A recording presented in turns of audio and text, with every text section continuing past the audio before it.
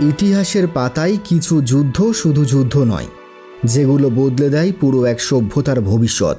1757 সালের একদিন বঙ্গদেশের একটি ছোট যুদ্ধক্ষেত্র, কিন্তু তার প্রভাব ছড়িয়ে পড়ে পুরো ভারত জুড়ে। একদিকে বাংলার নবাব সিরাজউদ্দৌলা, অন্যদিকে চতুর এক বিদেশি শক্তি ব্রিটিশ ইস্ট ইন্ডিয়া কোম্পানি। কিন্তু এই যুদ্ধের সবথেকে বড় অস্ত্র বন্দুক ছিল না, ছিল বিশ্বাসঘাতকতা। আর কোনো যুদ্ধই হঠাৎ করে হয় না, এর পেছনে থাকে বহুদিনের জমানো ক্ষোভ আর রাজনীতি।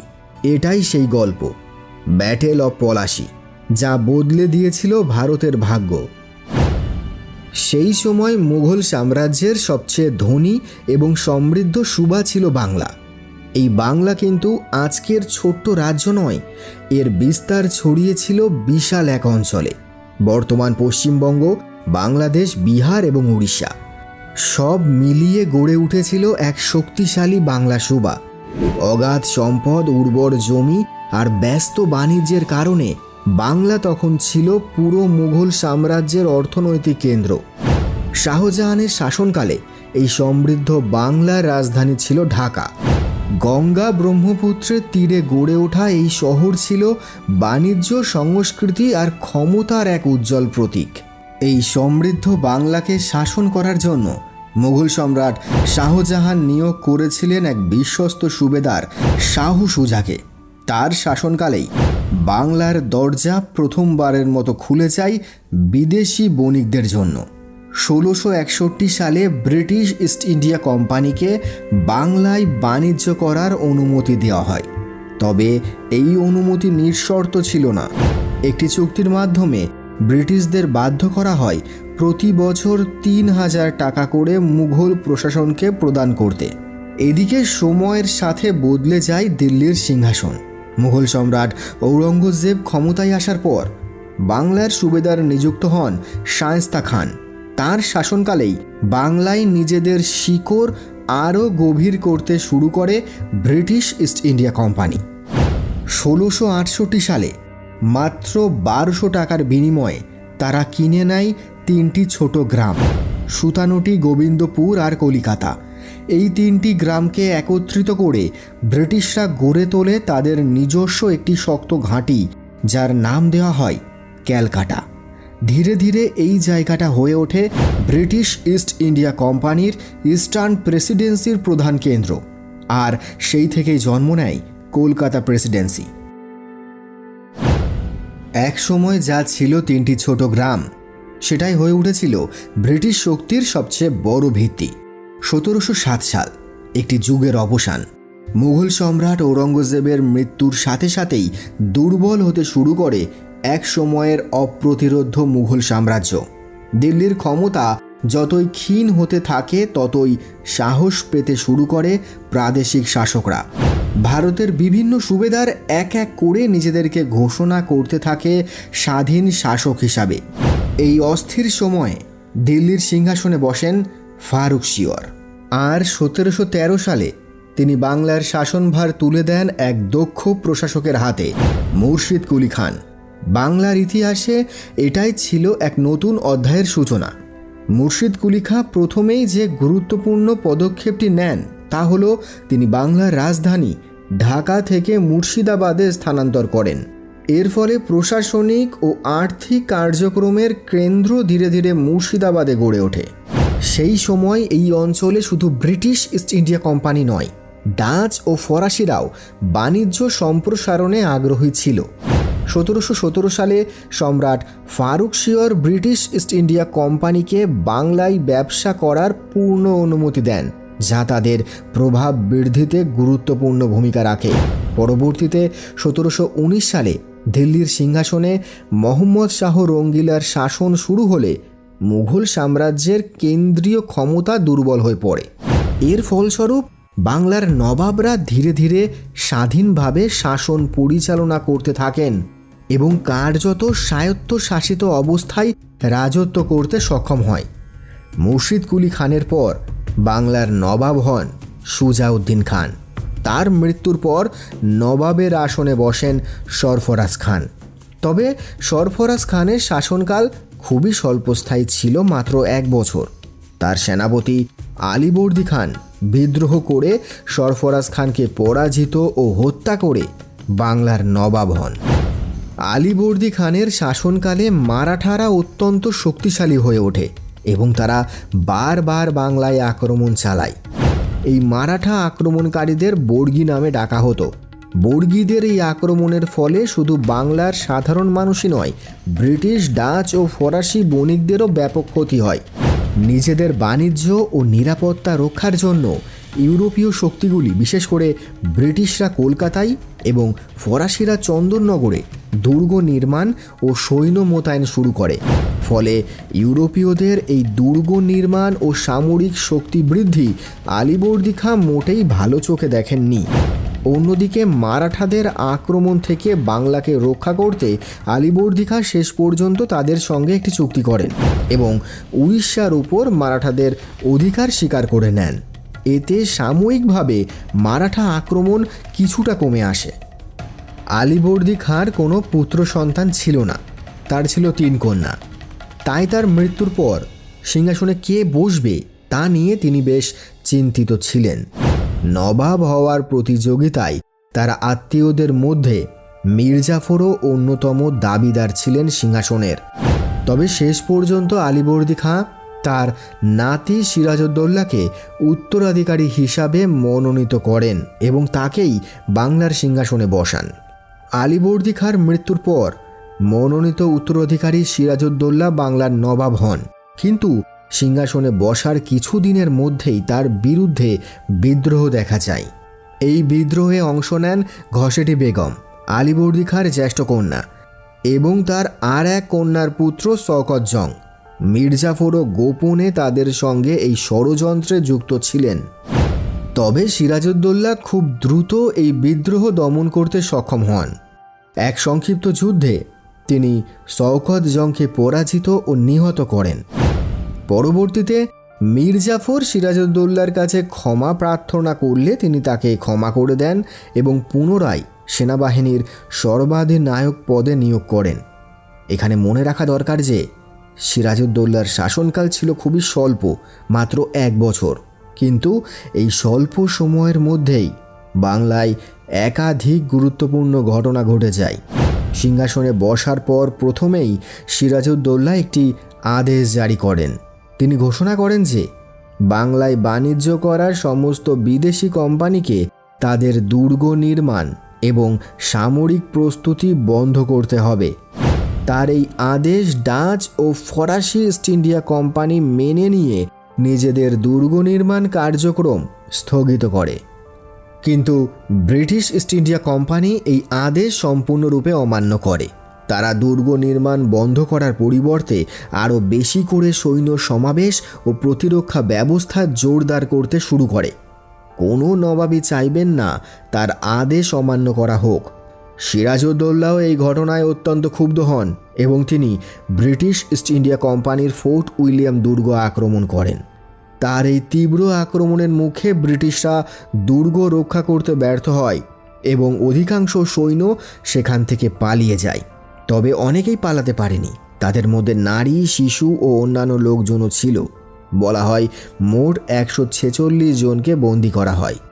সেই সময় কলকাতার ব্রিটিশ কাউন্সিলের প্রেসিডেন্ট আগেই পালিয়ে যায়, ফলে বন্দীদের মধ্যে জন হলওয়েলকে নেতা হিসাবে মানা হয়।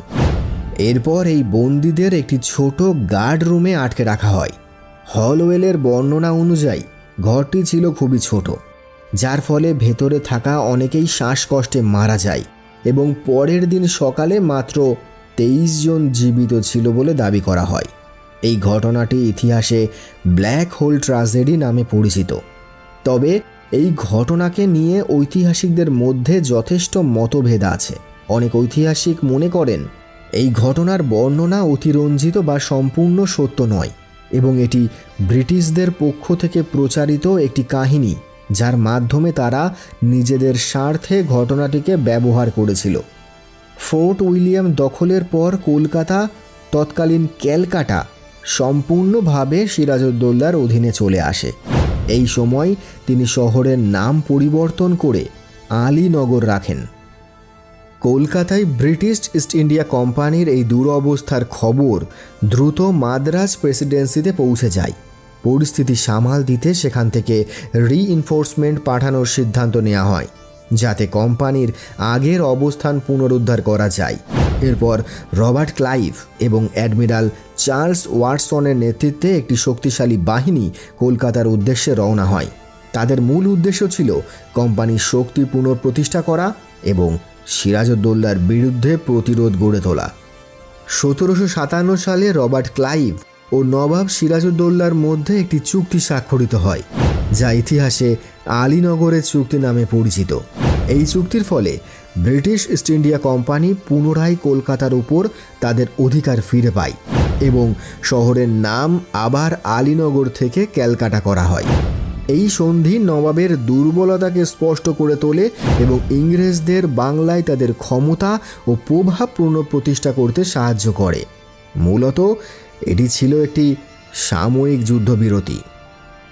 সিরাজউদ্দৌলার কাছে এই চুক্তি কিছুটা অপমানজনক হলেও তিনি তা মেনে নিতে বাধ্য হন। তবে তিনি ইংরেজদের সামরিক শক্তির ভয় নয়, বরং সম্ভাব্য আফগান আক্রমণের আশঙ্কায় এই সিদ্ধান্ত নেন।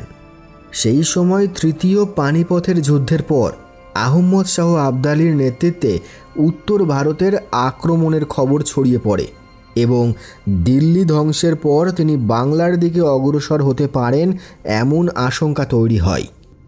এই পরিস্থিতিতে সিরাজউদ্দৌলা মনে করেছিলেন ইংরেজদের তুলনায় আফগান আক্রমণই তার জন্য বড় বিপদ। তাই তিনি রাজা রামনারায়ণের নেতৃত্বে তার সেনাবাহিনীর একটি শক্তিশালী অংশ পাটনায় পাঠান, যাতে সম্ভাব্য আফগান আক্রমণ প্রতিহত করা যায়। তবে এই চুক্তি দীর্ঘস্থায়ী হয়নি। প্রধান কারণ ছিল ইংরেজরা চুক্তির শর্তাবলী যথাযথভাবে পালন করেনি, যার ফলে দুই পক্ষের মধ্যে আবারও উত্তেজনা ও সংঘাত বৃদ্ধি পায়। এই প্রস্তাবে সম্মতি দেওয়ার পর উইলিয়াম ওয়াটস তার সহযোগীদের নিয়ে সিরাজউদ্দৌলার দরবারে স্থায়ীভাবে অবস্থান করতে শুরু করেন। উইলিয়াম ওয়াটসকে শুধু প্রকাশ্য প্রতিনিধি হিসাবেই নয়, গোপন একটি দায়িত্ব দিয়ে সিরাজউদ্দৌলার দরবারে পাঠানো হয়েছিল। তার কাজ ছিল দরবারে এমন ব্যক্তিদের চিহ্নিত করা যারা নবাবের প্রতি অসন্তুষ্ট এবং তার বিরুদ্ধে ষড়যন্ত্রে যুক্ত হতে পারে। এই দায়িত্বে ওয়াটস যথেষ্ট সফল হন। তিনি লক্ষ্য করেন দরবারে এমন অনেক প্রভাবশালী ব্যক্তি ছিলেন যারা সিরাজউদ্দৌলার বিরোধী এবং ব্রিটিশ ইস্ট ইন্ডিয়া কোম্পানিকে সহায়তা করতে প্রস্তুত। এদের মধ্যে উল্লেখযোগ্য ছিলেন মীর জাফর, জগৎ শেঠ এবং রায় দুর্লভ। পরবর্তীতে উইলিয়াম ওয়াটস এই ব্যক্তিদের সঙ্গে রবার্ট ক্লাইভের গোপন বৈঠকের ব্যবস্থা করেন। রবার্ট ক্লাইভের সঙ্গে এই অসন্তুষ্ট দরবারি গোষ্ঠীর একটি গোপন চুক্তি স্বাক্ষরিত হয়। এই চুক্তিতে মূলত ঠিক করা হয় যে ব্রিটিশ ইস্ট ইন্ডিয়া কোম্পানি সিরাজউদ্দৌলাকে ক্ষমতা থেকে সরানোর পর মীর জাফরকে বাংলার নবাবের সিংহাসনে বসাবে। এরপর রবার্ট ক্লাইভ সিরাজউদ্দৌলাকে একটি চিঠি পাঠান। সেই চিঠিতে তিনি অভিযোগ করেন সিরাজউদ্দৌলা আলীনগরের একাধিক শর্ত লঙ্ঘন করেছেন। এই যুক্তি দেখিয়ে জানান নবাব যখন শান্তি চুক্তি মানছেন না, তখন ব্রিটিশ ইস্ট ইন্ডিয়া কোম্পানি এই পরিস্থিতিকে যুদ্ধের সমতুল্য বলে বিবেচনা করে। 9 জুন রবার্ট ক্লাইভ কাটোয়া পৌঁছান। এর আগের দিনই ইয়ারকুট স্থানটি দখল করে নিয়েছিলেন। কাটোয়া দখলের ফলে ব্রিটিশ বাহিনীর জন্য পলাশীর দিকে অগ্রসর হওয়ার পথ অনেকটা সুগম হয়ে যায়। 21 জুন ক্লাইভ তার অফিসারদের নিয়ে একটি সমর পরিষদের সভা আহ্বান করেন। সেখানে পরিস্থিতি বিচার করে অধিকাংশ সদস্যই তাৎক্ষণিক আক্রমণের বিরোধিতা করেন এবং আপাতত অপেক্ষা করার সিদ্ধান্ত নেন। ক্লাইভ প্রথমে সেই মতেই সম্মতি দেন, কিন্তু কিছু সময় পর তিনি নিজের সিদ্ধান্ত পরিবর্তন করেন। দীর্ঘ চিন্তাভাবনার পর তিনি উপলব্ধি করেন যে দেরি করলে পরিস্থিতি আরও প্রতিকূল হয়ে উঠতে পারে। তাই তিনি পরদিনই অগ্রসর হওয়ার সিদ্ধান্ত নেন। 22 জুন সকালে ক্লাইভের নেতৃত্বে ব্রিটিশ বাহিনী পলাশীর উদ্দেশ্যে যাত্রা শুরু করে। ইতিমধ্যে নবাব মুর্শিদাবাদ থেকে রওনা দেন এবং শত্রুকে মোকাবিলা করার জন্য পলাশীতে শিবির স্থাপন করেন। সিরাজউদ্দৌলার বাহিনী ছিল সংখ্যার দিক থেকে অত্যন্ত শক্তিশালী। তার সেনাবাহিনীতে প্রায় 18,000 অশ্বারোহী এবং 50,000 পদাতিক সেনা ছিল। এছাড়াও নবাবের পক্ষে যোগ দিয়েছিল একদল ফরাসি গোলন্দাজ ও আর্টিলারি সৈন্য, যারা কামান পরিচালনায় দক্ষ ছিল। সঙ্গে ছিল 53টি কামান এবং 100টি রণহস্তি। অন্যদিকে রবার্ট ক্লাইভের নেতৃত্বাধীন ইংরেজ বাহিনী ছিল তুলনামূলক অনেক ছোট। তাদের মোট সৈন্য সংখ্যা ছিল প্রায় 3,000। এর মধ্যে 800 জন ছিল ইউরোপীয় সৈন্য এবং প্রায় 2200 জন ছিল দেশীয় সিপাহী। এছাড়া 100 বন্দুকবাজ ও 9টি কামান।